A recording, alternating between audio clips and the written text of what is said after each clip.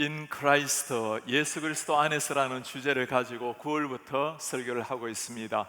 9월에는 예수 그리스도 안에서 변화된 우리의 성품, 우리의 정체성에 대해서 말씀을 나누고, 10월에는 예수 그리스도 안에서 자라가는, 주님을 닮아가는 우리의 성품에 대해서 말씀을 나누고 있습니다. 오늘은 부르심에 합당하게라는 제목을 가지고 하나님의 말씀을 나누려고 합니다.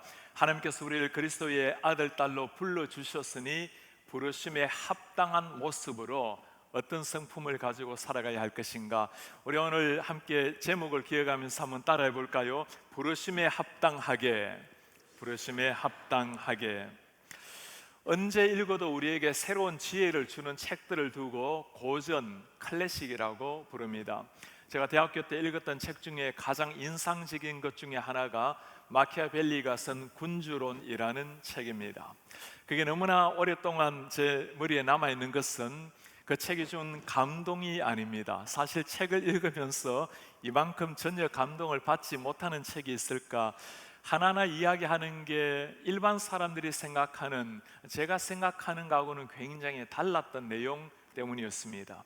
우리가 군주론이라고 한다면 한 나라를 통치하는 통치자가 어떤 사람이 되어야 되는가, 아마도 백성들을 사랑하고 아끼고 백성들을 행복하게 만들어줄 군주, 사람들에게 존경을 받는 왕을 기대하게 되는데, 마키아벨리가 생각하는 군주론 내용은 전혀 우리 생각과 다른 내용입니다. 누가 권력을 가지고 통치를 해야 되는가? 그는 이렇게 대답을 합니다. 야망을 실천할 수 있는 지성을 가지고 권력을 가진 자라야 통치할 수 있다. 정치적 목적을 위해서는 수단 방법을 가리지 아니하고 무엇이도 해도 좋다는 사람, 과정은 아무런 소용이 없고 결과만이 중요하다고 강조하는 사람. 우리가 마키아벨리즘이라고 말을 할 때 부정적으로 이야기하는 이유가 여기에 있는 겁니다. 아마 마키아벨리의 주장에 우리는 그렇게 생각을 할 거예요. 그런 군주가 우리의 통치자가 된다면 우린 참 불행해질 것 같습니다. 제가 지난주에 참 오랜만에 이 군주론을 다시 읽으면서 한 가지 참 놀라운 걸 발견을 하게 되었어요. 수백 년이 지나도록 아직까지 군주론이 많은 사람들에게 읽혀지고 있고 고전으로 아직까지 애독되고 있다라는 사실이었습니다. 일반 사람들이 생각하면 전혀 아닐 것 같은데 어떻게 이런 가르침이 오늘까지도 사람들의 마음에 접촉이 되는 고전이 될 수가 있을 것인가? 이유는 아주 간단한 거였습니다. 500년 전이든 지금이든 사람들의 살아가는 것은 비슷하고, 그때나 지금이나 현대 정치에도 그의 가르침이 그대로 적용이 된다라는 사실 때문이었습니다. 한 나라뿐만 아니라 전 세계 역사도 마찬가지죠. 힘을 가진 나라가 다른 나라를 지배하는 것이 타락한 세상의 원리입니다. 힘을 가진 자가 다른 사람을 지배하는 세상, 지배하는 사회, 이렇게 흘러가는 세상에 전혀 다른 법칙을 가지고 살아간 분이 계십니다.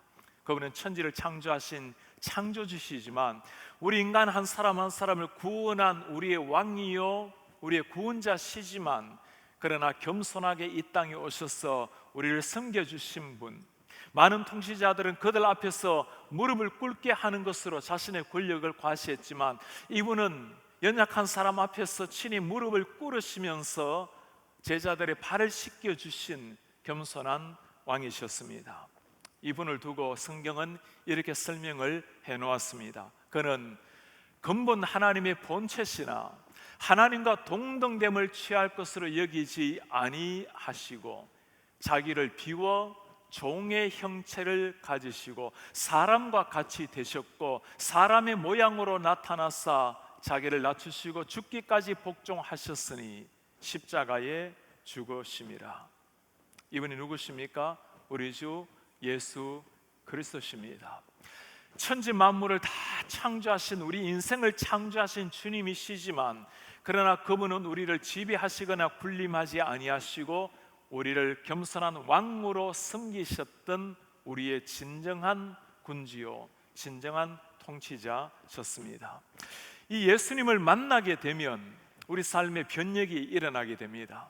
지금까지는 세상의 법칙대로 세상의 원리대로 살았던 사람이지만 예수님을 나의 주님으로 만나는 순간 우리의 가치관, 우리 삶의 체계에 변혁이 일어나는 겁니다. 오늘 우리에게 이 말씀을 주시는 사도 바울의 삶이 어땠습니까? 그는 권력을 가진 사람이었고 이 권력을 가지고 예수 믿는 사람을 옥에 가두기도 하고 심지어 죽을 수 있도록 투표를 하기도 했던 사람입니다.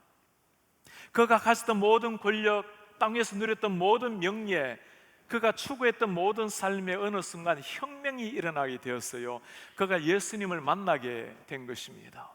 사람들을 무릎 꿇게 한 예수가 아니라 그가 친히 사람들 앞에서 무릎을 꿇으며 섬겨주셨던 하늘의 왕을 만나게 된 거예요. 그 주님을 만났을 때 사도 바울의 인생도 변화가 되었고 그 변화된 사도 바울이 오늘 우리에게 주시는 말씀이 우리가 읽은 본문입니다. 먼저 사도 바울이 지금 어떤 상황에 있는지 1절에서 말씀을 해주고 있습니다. 그러므로 주 안에서 갇힌 내가 너희를 권하노니 너희가 부르심을 받은 일에 합당하게 행하라. 부르심을 받은 일에 합당하게 행하라. 이 부르심이라는 게 중요합니다. A life worthy of the calling. 우리의 부르심에 걸맞는 인생을 살라는 거죠. 이 부르심이 어떻게 오는 겁니까? 아무에게나 오는 부르심이 아닌 겁니다.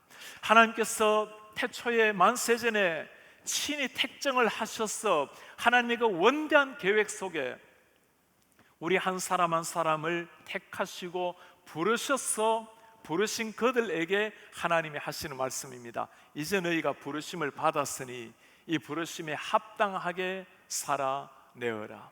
세상의 모든 것을 다 얻는다 하더라도, 모든 지식을 다 통달한다 하더라도 이 부르심을 입을 수 있는 것은 아닙니다. 하나님의 절대적인 하늘에서 내리는 은총 입은 자가 부르심의 대상이 되는 겁니다.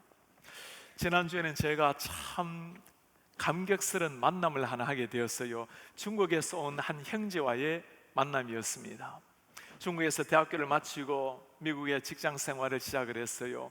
잠시 한국에 방문하는 중에 참 믿음 좋은 아리따운 한국 여인을 만나서 가정을 이루었습니다. 우리 교회를 다닌 지는 3년 6개월 정도가 되었는데 교회를 처음 다니면서 성경이 무엇인지 복음이 무엇인지 관심에 듣기를 시작을 했어요. 그리고는 점점 예수님에 대해서 관심을 가지고 기도하고 말씀을 연구하고 6개월 전에 드디어 예수님을 만나게 된 겁니다. 그 예수님을 만난 그 모습, 너무나 즐거워하는 그 모습, 한마디 한마디 하는 것이 얼마나 기품이 있고 위험이 있는지, 하나님께서 그 형제 마음속에 새로운 역사를 이루는 걸 보면서 참 하나님께 영광을 돌리게 되었어요. 그가 일하는 시간에 세 등분을 해서 3분의 1은 개인 사업을 하고 3분의 1은 성경을 연구를 하고 3분의 1은 아내를 위해서 시간을 드린다라고 고백을 해요. 예수님을 만나고 나니까 이제 어떤 변화가 일어날까요? 자기만 변할 게 아니죠. 이 복음을 아직까지 모르고 있는 중국에 있는 동생 어머니에게 성경도 보내고 기도도 하고 예수님도 전하고 있는 중입니다. 하나님의 부르심을 받는다라는 것이 이런 겁니다. 세상 어느 곳에서도 찾아볼 수 없는 예수님의 부르심을 받았다라는 그 사건, 오늘 그 부르심을 입은 우리 한 사람 한 사람에게 사도 바울이 들려주는 말씀입니다.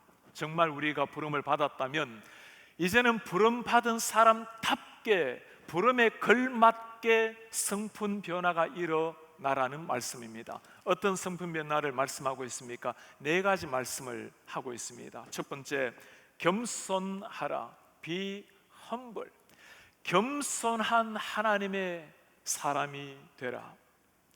겸손이라는 것, 칼빈은 이 겸손을 두고 칼빈과 겸손이라는 책에 이렇게 설명을 해놓았습니다.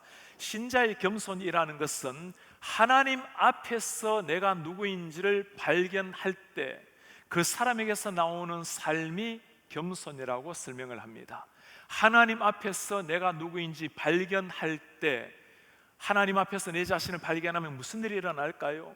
그분은 천지 창조의 하나님이라는 사실, 그분이 나를 위해서 이 세상에 오셨다라는 사실, 그분이 나를 위해서 십자가를 지시고 대신 죽으시고 나를 구원하셨다라는 사실, 그 사실을 정말 아는 사람에게서 나오는 모든 삶의 체계가 겸손이라고 말씀을 합니다. 교만이라는 것은 그 하나님을 모를 때 일어나는 반응이라는 겁니다. 인류가 태초에 범죄한 것이 무엇입니까? 자리를 잘못 잡은 거죠. 하나님의 자리는 하나님답게 하나님의 자리에 모셔줘야 되고, 피조물은 피조물의 자리에 서 있어야 되는 겁니다. 하나님 앞에 내 자신을 깨달을 때 자기 자리를 찾게 되는 겁니다. 예수님을 만났을 때 일어나는 진정한 변화. 제가 20년 전에 보스턴에 유학을 했을 때 제일 첫 공부했던 것이 구약 성경 신학이었습니다. 그리고 신약을 훗날 공부하고 해석학 공부를 하고 마지막에 설교학을 공부를 하게 되었어요. 제 학문의 여정에서 거의 모든 영향을 미쳤던 가장 중요한 한 교수님이 계십니다. 구약을 가르치셨던 고든 휴건버거라는 교수님이 있었어요. 교수님께서는 조그마한 교회에 목회를 하시다가 보스턴에 제일 영향력 있는 큰 교회에서 청을 하셨지만 내가 연약한 교회를 두고 갈 수 없다고 오랫동안 계시다가 훗날 교회가 잘 안정이 되었을 때 그 교회로 옮기시게 되었습니다. 뉴 파크실 교회 목사님을 하시면서 제가 공부했던 학교에서 구약을 가르치셨습니다. 제가 그분께 참 체계적으로 성경을 배우고 훗날 한국에 돌아가서 성경을 가르치면서 학생들에게 그렇게 이야기를 했어요. 그 교수님의 이름도 많이 거명을 하고 또 교수님이 쓰신 책도 소개를 하고, 하루는 제가 참 고마운 마음에 교수님에게 이메일을 썼습니다. 교수님은 우리 학생들을 잘 모르시겠지만 우리 학생들은 교수님의 이름을 잘 알고 고마워하고 있습니다. 저도 참 고맙습니다. 교수님께서 바로 답장을 보내오셨어요. 첫 표현이었습니다. It is so regrettable. 참 유감입니다. 선생님이 가르치는 학생들이 나의 이름을 기억하는 것이 유감입니다. 우리가 기억해야 될 유일한 이름은 예수 그리스도십니다. 제가 그때 가르쳤던 학과 제목이 구약에서 어떻게 그리스도를 설교할 것인가의 제목이었어요. 정말 구약에서 온 성경에서 누구를 가르쳐야 되는지 매일 하나로도 보여주신 분이셨습니다. 당신의 이름이 아니라 오직 나타나야 될 이름 예수 그리스도만을 증거했던 분. 우리는 겸손이라는 것을 오늘날 참 좋은 미덕으로 말을 하지만 그러나 본래 겸손이 그렇게 인정되었던 것이 아니었습니다. 제가 이번에 성경을 연구하면서 참 재미있는 사실을 하나 발견을 하게 되었어요. 겸손이란 단어가 구약 성경, 신약 성경에도 나오지만 그러나 성경 이외 예수님 이전에는 겸손이라는 이 덕목이 사람들한테 칭송받는 덕목이 아니었다는 사실입니다. 겸손이라는 것이 굉장히 유약한 표현처럼 자신의 연약함을 보여주는 것처럼 때로는 피해야 되는 성품처럼 여겨졌던 시대도 있었다라는 사실입니다. 그러나 성경은 겸손이 예수님께서 보여주신 당신이 친히 걸어가신 길이라고 말씀을 해주고 있습니다. 예수님이 뭐라고 말씀하시죠? 나는 마음이 온유하고 겸손하니 나의 멍에를 메고 내게 배우라. 그리하면 너희 마음이 쉼을 얻으리니. 내 마음이 겸손하고 온유하니. 예수님 앞에서의 겸손이라는 것은 하나 윤리 덕목이 아니라 예수님의 삶의 자체였습니다. 예수님의 마음을 따라가는 것 자체가 겸손한 삶을 따라가는 것 자체라는 사실입니다. 오늘날 이 세상 교만과 거만이 사나운 것이 지배하는 광야 같은 세상입니다. 이런 세상 가운데 겸손이라는 꽃은 참 피우기도 어려운 꽃이에요. 그러나 겸손의 꽃이 아름답게 피어나게 되면 세상을 아름답게 만들고 사회에 그리스도의 향기를 풍기게 되는 겁니다. 오늘 바울이 그것 부탁하는 겁니다. 여러분들이 하나님의 은혜로 부르심을 받았다면 이제는 부르심에 worthy하게 걸맞게 합당하게 사세요. 예수님의 겸손을 따라 사십시오. 그때 그리스도의 향기가 여러분들을 통해서 나타나게 될 것입니다. 우리 성도님들, 주님을 보여주는 그런 성도님들 되시기를 바랍니다. 두 번째, 주님께서 부탁하시는 성품입니다. 온유하라. Be gentle. 온유라는 말은 오늘날 잘 사용도 되지 않는 단어이지만 온유함으로 살아가는 사람은 더더욱 찾아보기가 참 쉽지 않은 이런 시대를 맞이했습니다. 리처드 마우라는 풀러 신학교의 총장으로 계셨던 분이 계십니다. 무례한 기독교라는 책을 쓰신 분이에요. 무례한 기독교. 오늘날 기독교가 잃어버리고 있는 중요한 하나님의 성품 중에 하나가 온유라는 성품이라고. 예수님의 모든 삶이 온유로 살아내시고 온유를 가르치신 분인데 오늘날 그리스도인들은 온유를 잃어버리고 있다고 강조를 하고 있습니다. 우리가 아무리 성경을 많이 알고 아무리 성경을 꿰뚫는 해박한 지식이 있다 하더라도 온유를 가지지 못한다면 우리는 진짜 예수 그리스도의 성품을 모르고 살아간 사람이 될 것입니다. 예수님께서도 성경에 이 온유를 마태복음에서 강조를 하고 계세요. 온유한 자는 복이 있나니 그들이 땅을 기업으로 받을 것이며. 온유한 자가 복이 있나니. 바울이 성령의 9가지 열매 가운데서도 하는 말 중에 온유라는 것을 가르치고 있습니다. 사람들이 이 온유라는 것을 뭔가 좀 약한 것, 열등한 것, 부족한 것을 생각하지 않을까, 그런 사람에게서 나오는 것이 아닐까라고 오해를 하곤 합니다. 그러지가 않아요. 바클리라는 주석가가 온유를 이렇게 설명을 해놓았습니다. 온유한 사람은 해야 할 때, 화를 내야 할 때 분노할 줄 알고 그러지 말아야 할 때는 절대 화를 내지 않는 사람이다. 분노할 줄 몰라서가 아니라 내 속에 힘이 없어서가 아니라 진정한 조율을 할 줄 아는 사람이라는 말입니다. 패역한 이스라엘 백성들을 끝까지 인도했던 모세, 하나님께서 그 모세를 두고 하는 말이죠. 땅 위에서 주변에서 가장 온유한 자라. 여러분, 모세가 어떤 사람이죠? 출애굽의 명장 아닙니까? 홍해를 가는 사람, 하늘에서 메추라기와 만나를 떨어뜨리는 통로가 되게 한 사람, 아말렉을 기담으로 무찌른 사람이 모세입니다. 그 명장, 그 뛰어난 지도자였지만 세상에 누구도 비교할 수 없는 온유했던 사람. 이 온유라는 단어를 헬라어로 찾아보면 프라우스라는 단어를 사용을 해요. 이 단어는 본래 짐승을 길들일 때 사용되는 단어였습니다. 제가 글을 좀 찾아보니까 참 재밌는 문구들이 있어요. 미국에서도 야생마를 훈련을 시킬 때 그 야생마를 잡아다가 함께 당나귀를 묶어줘요. 그럼 야생마가 초원에 가서 얼마나 사방천지를 뛰어다니지 않겠습니까? 이제 당나귀는 따라다니고, 그러다가 이 야생마가 당나귀를 끌고 다니니까 지치다가 점점 지쳐서 며칠이 지나면 아주 온순한 온유한 말로 바뀌어져 있다는 겁니다. 이걸 두고 promise, 온유라는 단어를 사용을 하고 있습니다.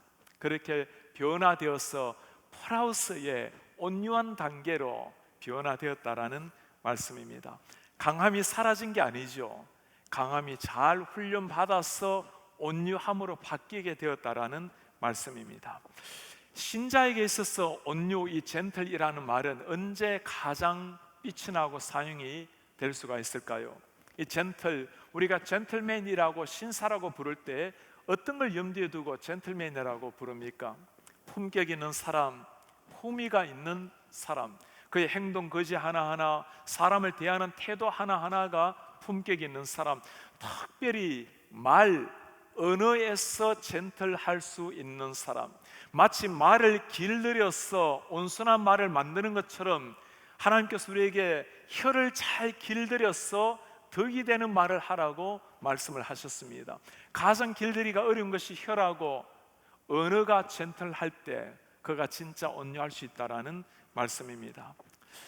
사람들이 말하기를 남자아이를 키우는 젊은 여인이 제일 온유하기가 어렵다고 하는데 그만큼 말의 조심, 신중이 필요하다는 말이겠죠. 오늘 사도 바울이 말과 관계된 온유를 이렇게 말씀을 합니다. 아무도 비방하지 말며 다투지 말고 관용하라.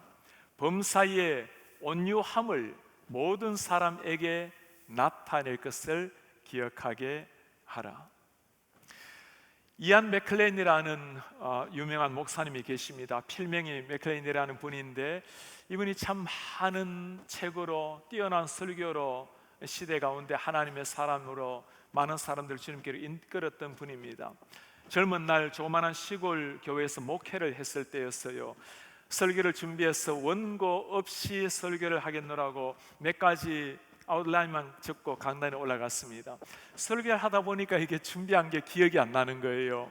성도님들 죄송합니다. 어제까지 잘 준비했는데 기억이 나지 않아서 다시 하겠습니다. 또 설교를 반복을 하곤 했어요. 참 땀을 뻘뻘 흘리면서 설교를 마쳤습니다. 성도님들 누구 한 사람 조급해하지 아니하고 아주 느긋한 마음으로 그의 설교를 끝까지 잘 들었어요. 우리 노인 한 분, 우리 성도님이 오셔서 목사님에게 그렇게 부탁을 해요. 목사님, 다음에 설교를 잊어버리시게 되면 우리 성도님들한테 찬송 하나 하도록 찬송 하나 지정해 주세요. 그리고 목사님은 차분히 편안하게 생각을 하세요. 우리는 목사님 다 존중하고 사랑합니다.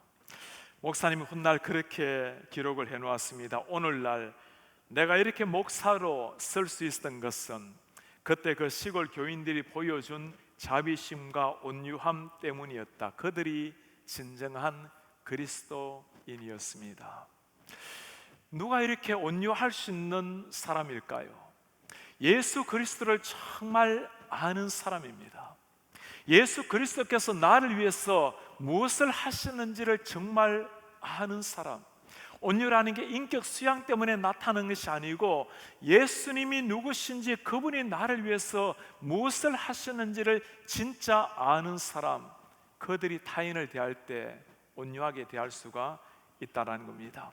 온유함이 넘치면 관계도 회복이 돼요. 온유함이 넘치게 되면 세상도 사회도 참 밝아집니다. 온유함이 넘치게 되면 우리를 통해서 사람들이 하나님이 누구신지를 깨닫게 되는 겁니다. 세 번째, 주님께서 우리에게 부탁하시는 성품입니다. 용납하라.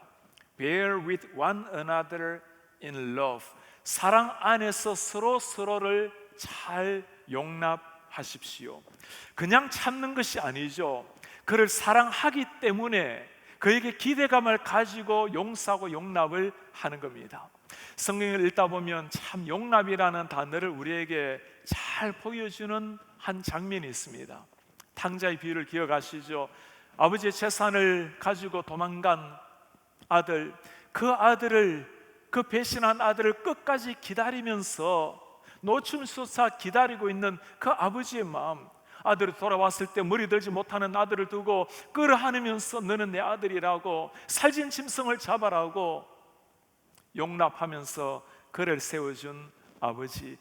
그 아버지가 누구의 용납을 보여주고 있는 겁니까?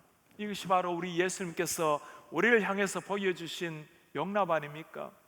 예수님 제자들을 끝까지 키우셨지만 언젠가 제자들이 배신할 걸 뻔히 아시면서도 참고 인내하고 사랑으로 키워주신 예수님, 그 예수님을 만났던 베드로, 부활하신 주님을 심지어 만났던 베드로였지만 그는 다시 물고기를 잡으러 도망을 갔어요. 예수님께서 다시금 찾아오셨습니다. 예수님을 만난 베드로, 주님께서 그 베드로에게 하신 말씀을 기억합니까? 왜 그랬니? 아니었어요. 베드로에 와서 밥 먹자. 밤새도록 추위에 얼어붙은 제자 베드로, 밥 먹자고 물고기를 준비해 주시고 떡을 준비해 주신 주님, 그 주님이 베드로에게 하신 말씀은 딱 하나였습니다. 베드로야, 네가 나를 사랑하느냐? 네가 나를 사랑하느냐? 실은 내색 하나 없으시면서 책망 하나 없으시고 그 제자를 품어주시고 용납해 주신 예수님, 그 예수님의 용납으로 말미암아 사도행전의 위대한 사도 베드로가 탄생이 된 겁니다. 용납이라는 단어를 묵상을 하면서 제가 대학교 때 저를 가르쳐 주신 선교사님이 참 많이 떠올랐습니다. 저를 일주일에 한 번씩 만나서 한 번 또는 두 번씩 성경을 가르쳐 주신 분이셨어요. 저는 아직까지 예수님을 잘 몰랐을 때였습니다. 때로는 성경 공부를 미리 잘 준비를 해가야 되는데 숙제 준비도 해가지 않고 약속 시간에 늦다 보면 선교사님 그냥 마냥 때로는 기다리셔야 되고, 때로는 공부하다 보면 그냥 졸려가지고 꾸벅꾸벅 졸기도 하고, 성교사님 한 번도 실행 내색 없으시고 용납하시고 참으시면서 그렇게 하나님의 말씀을 가르쳐 주셨습니다. 돌아보면 한순간이라도 성교사님이 이런 저를 용납하지 못했다면 제가 주님을 만날 수 있었을까? 아니 오늘날 목회자로 여러분들 앞에 서일 수 있을까? 이런 생각을 하곤 합니다. 우리 모습도 마찬가지죠. 주님 앞에 나의 모습을 밟으면 다 부족하고 연약한 죄인들입니다. 정말 주님, 당신께서 나를 지켜보고 계시는데 그 주님 앞에 내 모습을 바라보면 때로는 머리 들기도 어려울 참 주님 앞에 죄스럽게 살아가고 있지 않습니까? 그럼에도 불구하고 우리가 낙심하지 않고 실망하지 않고 소망이 있는 이유가 뭐죠? 우리 주님의 용납하심, 길이 참으심, 사랑 안에서 우리를 여전히 기다리시는 주님이 계시기 때문입니다. 우리가 언젠가 이 땅을 떠나게 되는 순간 천국 문화에 이르게 될 때 누가 감히 그 천국 문에 자신 있게 발을 디딜 사람이 있겠어요? 하나님의 그 십자가의 피에 온전히 살아들이지 못한 내 자신의 모습을 바라보면서 너무나 주님 앞에 부끄러운 모습으로 서게 될 텐데, 그럼에도 불구하고 우리가 천국을 소망하며 그 주님을 사모하며 살아간 이유가 어디에 있습니까? 이 용납 때문이에요. 나 같은 죄인을 하나님이 기억하시고 내 오른손을 붙들고 내 공로, 내 자격 아무것도 없지만 천국문 안쪽까지 나를 이끌어 들이실 그 주님의 용서, 용납하심이 있기에 우리는 오늘 또 소망 가운데 즐겁게 살아가고 있는 겁니다. 이 용납을 아는 사람이 상대방을 용납할 수가 있는 겁니다. 사랑하는 우리 성도님들, 땅 위에 살아가면서 꼭 부탁을 드리고 싶어요. 우리 성도님들 한 분이라도 내 마음속에 용서가 되지 않는 분, 용납되지 않는 분, 부담이 되는 분이 없기를 바랍니다. 내 마음속에 그래야 정말 자유가 있어요. 그래야 평강이 있고, 그래야 기쁨 가운데, 소망 가운데 주님 앞에 설 수가 있는 겁니다. 마지막 네 번째입니다. 하나됨을 지켜라. Eager to maintain the unity of the Spirit. 성령의 하나되게 하신 것을 eager to maintain, 힘써 지켜라. 오늘 바울은 하나됨이라는 걸 가지고 굉장히 길게 우리에게 촉구를 하고 있습니다. 평안에 매는 줄로 성령이 하나되게 하신 것을 힘써 지키라. 몸이 하나죠. 성령도 한 분이시죠. 이와 같이 너희가 부르심의 한 소망 안에서 부르심을 받았느니라. 주님도 한 분, 믿음도 하나요, 세례도 하나요, 하나님도 한 분이시니 만유의 주시라, 아버지시라. 하나된 하나님, 하나된 삼위일체 하나님 앞에서 여러분들도 온전한 하나로 살아가라는 말씀입니다. 이때 하나라는 단어가 헬라어로 굉장히 흥미로워요. 헤노테타라는 단어를 사용을 하는데, 연구를 좀 해보니까 이 단어가 세상에서도 거의 사용되지 않는 단어입니다. 성경에도 여기하고 다른데 딱 두 군데 사용이 되고 있는 단어예요. 제가 그 말씀을 묵상하면서 얼마나 은혜를 받았는지 몰라요. 그럴 것 같아요. 여러분, 삼위일체 완전한 하나님, 하나님께서 우리를 그리스도의 피로 묶어주시고 온전한 하나로 지체로 만들어 주셨는데, 이런 하나됨을 세상에서 어디에 발견하겠어요? 그러니 세상에서 이 단어를 쓰지 못할 것이 당연할 것 같아요. 그만큼 그리스도인들을 소중하게 보시고 너희가 그런 사람이라고, 이제 부르심을 받아서 그리스도 안에서 하나가 된 너희는 내 심장에 피를 던져서 너희를 살려냈기에 이제는 너희가 하나가 되어라고 주님이 주시는 말씀인 겁니다. 오늘 말씀을 보면서 참 우리에게 위안이 되고 안심이 되는 게 있어요. 만일 우리에게 너희가 하나가 되라고, 하나가 되어라고 부탁을 한다면, 부모 자식도 하나가 되기가 어려운데, 때로는 남편 아내도 하나가 되기가 어려운데 하나가 되어라면 누가 온전한 하나를 이루겠습니까? 오늘 말씀은 그렇게 말씀하지 않죠. 내가 너희를 하나로 만들었으니, 하나를 이미 만들었으니 하나됨을 힘써 지켜라는 말씀이에요. 무슨 말씀입니까? 내가 이미 너희를 구원했다고, 구원받은 너희가 이미 한 백성이 되었으니, 한 지체가 되었으니 이제는 하나됨을 힘써 지켜라는 말씀입니다. 하나가 되기 위해서 우리에게 필요한 것이 무엇일까요? 자기 자신을 주장하고 자기 고집, 자기 생각대로 살아가게 된다면 하나 된다라는 것은 불가능할 것입니다. 우리가 모두 하나 될 수 있는 공통점이 하나가 있어요. 우리 모두가 주인을 바꾼 사람들입니다. 내 자신의 삶에서 그 분을 나의 주인으로 바꾼 사람, 그리스도가 주인이 된 사람들입니다.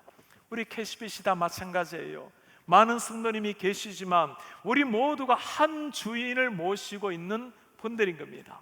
언젠가 이 땅을 떠나게 될 때, 주님 앞에 서게 될 때 각양각색의 모습으로 선다 하더라도 한 하나님 앞에서 그때는 진정 우리 모두가 완전한 하나를 누리게 될 것입니다. 땅 위에서도 주님이 그것 지금 부탁하는 거예요. 땅 아래에서도 온전하지는 못하다 할지라도 하늘의 그림자로 교회를 통해서, 가정을 통해서 온전한 하나를 이루어가라. 오늘 우리의 사도 바울이 주님을 만나고 난 다음에 세상의 권력을 향해 달려가는 인생이 아니라 주님 앞에 무릎을 꿇은 인생, 주님 앞에 변화된 인생, 그들이 어떻게 살아가야 되는지 네 가지 성품을 보여주었습니다. 예수님을 따라서 겸손하라, 온유하라, 용납하라, 하나됨을 힘써 지켜라. 우리가 그렇게 살아갈 때 우리 가정이 천국이 될 것입니다. 우리 교회가 땅 위에서 천국을 경험하는 교회가 될 것입니다. 그렇게 살아갈 때 사람들은 우리를 바라보고 그리스도의 향기를 맡게 될 것이고, 지켜보시는 우리 하나님은 영광을 받게 될 것입니다. 우리 성도님들, 부르심에 합당하게 살아내는 하나님의 사람들 되시기를 주의 이름으로 축복합니다. 다 같이 일어나셔서 말씀을 기억하시면서 함께 우리 찬송합시다. 내 모든 소원, 기도의 제목, 예수님을 닮기 원합니다. 예수님의 형상을 나 닮기 위해서 세상의 보화를 아끼지 않네. 오 주님의 형상 인치소서. 내 모든 소원, 기도의 제목, 예수님 닮기 원합니다. 예수님 형상 나 입기 위해 세상의 보화 아끼지 않네. 예수님 닮기 내가 원하네. 날 구원하신 예수, 내 마음속에 지금 고도사 주님의 형상 무한한 사랑 풍성한 눈물 슬픈 자 위로 하시는 길 잃은 죄인 부르는 예수 그 형상 담게 하옵소서. 예수님 닮기 내가 원하네. 날 구원하신 예수님을 내 마음속에 지금 고도사 주님의 형상 인치소서. 오늘 주님 앞에 부르심을 받은 제자, 예수님의 피로 말미암아 구원받은 제자를 두고 사도 바울이 부탁하는 성품입니다. 겸손하라, 온유하라, 용납하라, 그리고 하나됨을 힘써 지켜라. 우리 예수님께서 보여주신 성품, 예수님께서 우리에게 기대하시는 성품입니다. 사랑하는 여러분, 겸손을 방해하는 요소, 온유를 무너뜨리는 요소, 용납하지 못하게 하는 것이 무엇입니까? 하나됨을 앗아버리는 것이 무엇입니까? 예수님이 나의 주인이 되었다면, 성령님이 나를 완전히 지배하는 사람이 되었다면 우리는 그렇게 살아가는 것밖에 없는 사람입니다. 우리 기도하기를 원합니다. 주님, 제가 참으로 부족하지만 땅 위에 제한적으로 살아갈지라도 우리 하나님이 원하시는 그 성품, 주님으로 말미암아 변화되었기에 변화받은 사람답게 부르심에 걸맞게 살아가라고 말씀하시는 주님, 우리가 그렇게 살아내게 도와주십시오. 우리 가정이 그렇게 살아내게 하시고 KCBC가 그렇게 살아내게 하셔서 살아계신 하나님의 통로가 되게 하시고 예수님의 향기가 될 수 있도록 도와주옵소서. 그로 말미암아 땅 위에 살아갈지라도 이미 천국을 미리 맛보는 하나님의 공동체가 되게 하여 주옵소서. 한 목소리로 기도하겠습니다. 주님 고맙습니다. 아버지, 땅 위에 살아가셔서 우리 하나님이 원하시는 그 인생, 예수님의 마음을 품은 인생, 예수님을 닮아가는 인생으로 우리를 인도하여 주시니 감사합니다. 우리 하나님 아버지, 사랑 주의 종들에게 하늘을 부어주셔서 하나님 거룩한 기쁨이 충만하게 하시고 이 은혜로 날마다 새로워지게 하시며 우리의 마음속에는 주님을 나의 구주로 모시고 성령님을 나의 주인으로 모시고 그렇게 매일 주님과 동행하는 삶이 될 수 있도록 주님 은혜를 도와여 주시옵소서. 우리 가정을 격려하게 하시고 온 KCBC가 그렇게 될 수 있도록 주님 그렇게 은혜를 도와여 주시옵소서. 그렇게 살아내기를 원합니다.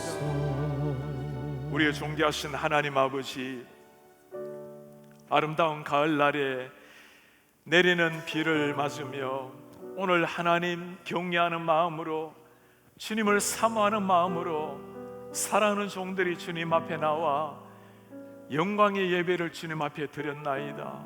하나님, 비옵나니 주님께서 우리를 구원하셨으니 죽은 자가 살아난 그 감격을 가지고 내 자신을 쳐서 복종시키고 주님의 성품으로 변화될 수 있도록 은혜를 부어 주옵소서. 하나 되게 하셨으니 내가 죽고 온전한 하나를 이루게 하옵소서. 하늘의 은혜로 용납받고 용서를 받았으니 내 마음속에 한 사람도 걸림이 없도록 진정한 자유를 누릴 수 있도록 은혜를 부어 주옵소서. 겸손하고 온유하여 땅 위에서 예수님의 향기여 편지가 되게 하옵소서. 예수 그리스도의 이름으로 기도하옵나이다. 아멘. 주 예수 그리스도의 은혜와 하나님의 사랑과 성령의 교통하심이 예수 그리스도의 성품을 닮아 사람들에게는 그리스도의 향기요 편지요 하나님께는 영광이 되기를 원하는 주의 모든 백성들 머리 위에 지금부터 영원토록 함께 있을지어다.